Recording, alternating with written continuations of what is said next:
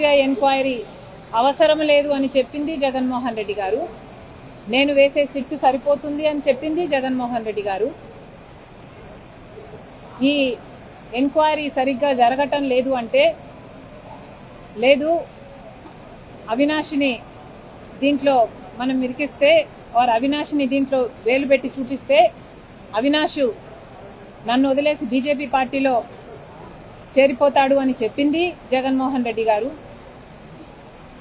ఆఖరికి సునీత ఎంత బ్రతిమిలాడినా సిబిఐకి ఒప్పుకోకపోవడంతో తను విభేదించి చాలా మనసు కష్టం చేసుకుని గుండె భారంతో ఒక్కతే బయటికి వెళ్ళి సిబిఐని ఎంక్వైరీ కోసం కోరడం జరిగింది. కోర్టుకు వెళ్ళింది.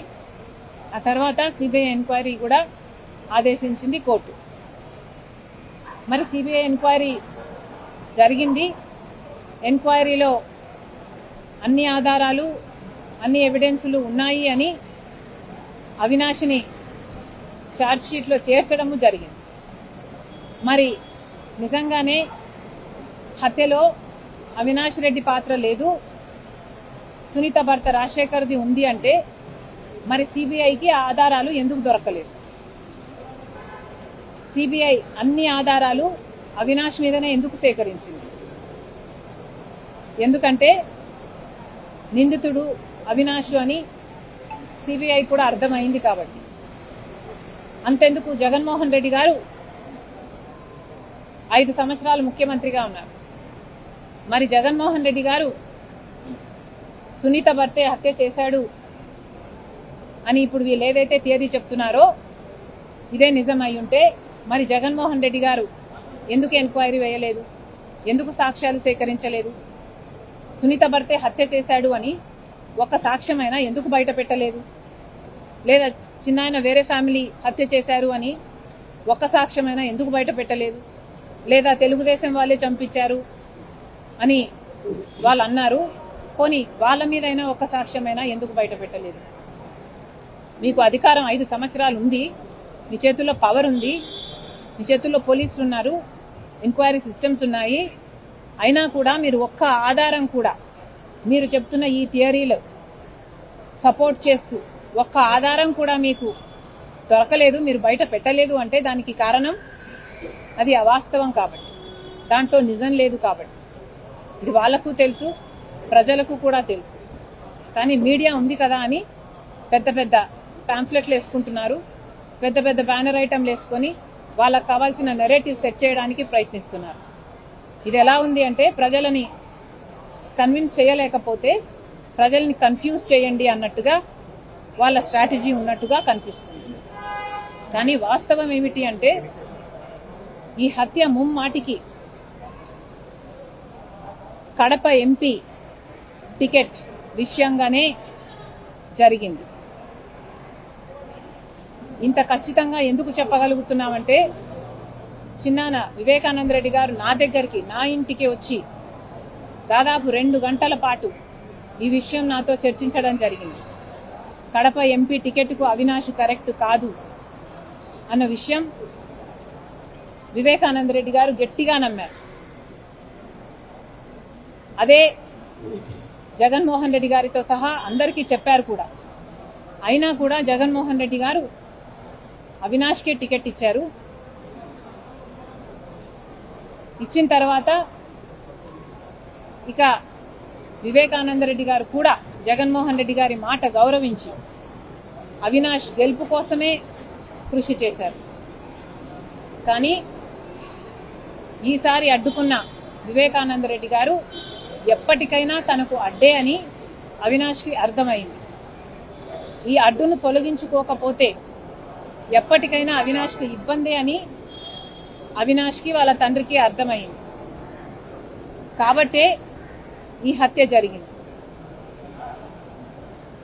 ఇవేవీ తెలియనట్టుగా, ఇదేది నిజము కానట్టుగా ఇప్పుడు సునీత భర్తే హత్య చేయించాడు, సునీతే వాళ్ళ నాన్న గుండెపోటుతో చనిపోయాడు అన్న వార్తను సృష్టించింది ఆర్ పుట్టించింది సునీత చంద్రబాబు గారి కోసం పనిచేస్తుంది అని ఈ మాటలన్నీ కూడా మిమ్మల్ని మీరు రక్షించుకోవడానికి చేస్తున్న ప్రయత్నంగా కనిపిస్తున్నాయి తప్పితే మిమ్మల్ని నిర్దోషులుగా చూపించటం లేదు. ఈ రోజు వరకు కూడా సునీతకు ప్రాణహాని ఉంది అని తెలిసి కూడా సునీత ధైర్యంగా మహిళ అయినా ఒంటరిగా ఈ పోరాటం చేస్తుంది.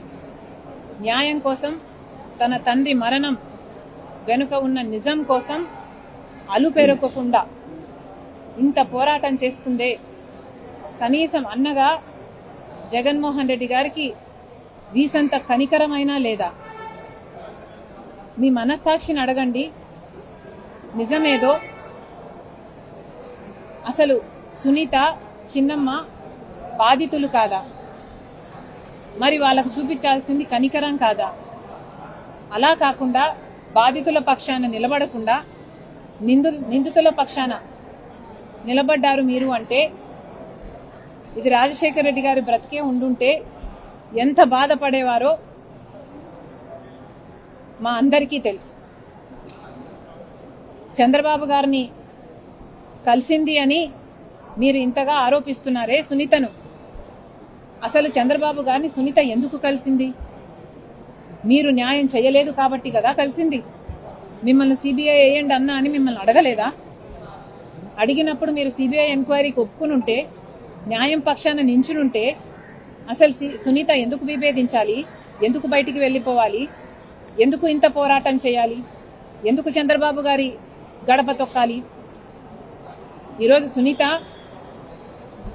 ఇంత ఒంటరిగా పోరాటం చేస్తుంది అంటే దానికి కారణం మీరు వెలేస్తేనే కదా, మీరు తరిమేస్తేనే కదా, మీరు న్యాయం చేయకపోతేనే కదా తనకి కర్మ పట్టింది. ఈరోజు చంద్రబాబు గారిని అడిగేంత కర్మ. అయినా ఏమడిగింది? మీకు చేతనైనంత న్యాయం చేయండి అని అడిగింది. పోనీ చంద్రబాబు గారైనా చేస్తున్నారా? ఏం చేస్తున్నారు? సిబిఐ అన్యాయం చేస్తుంది, బీజేపీ అన్యాయం చేస్తుంది. ఈ కేసును మీరు గారుస్తున్నారు.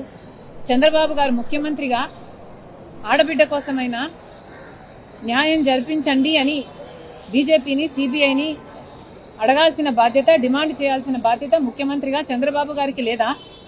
మరి చేశారా?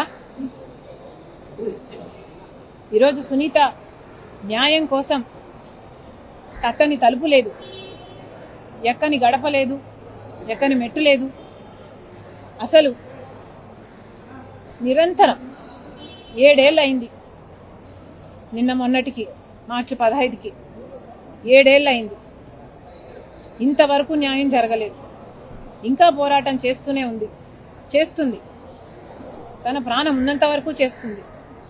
అంత గట్టిగా నిలబడ్డ ఆడబిడ్డ మీద ఇంత దారుణంగా మీకు మీడియా ఉంది కదా అని మాట్లాడడం అన్యాయం అని మీకు అనిపించడం లేదా? వాళ్ళ సొంత నాన్న హార్ట్అటాక్తో చనిపోయారు అన్న వార్త సునీత పుట్టించిందా? సాక్షి పుట్టించలేదా? మీకు పాత్ర లేదా? అవినాష్ కాదా అక్కడ ఉన్నది లోకల్గా? సునీత వివేకానంద రెడ్డిని చంపింది సునీత భర్తన. మీకు తెలియదా ఎవరు చంపారో? అసలు ఇలాంటి అన్న ఉంటే ఇక శత్రువులు అనవసరం. అన్న అన్న పదానికి కలంకం ఈరోజు జగన్మోహన్ రెడ్డి గారు. ఇంతకంటే మీకేం చెప్పలేం.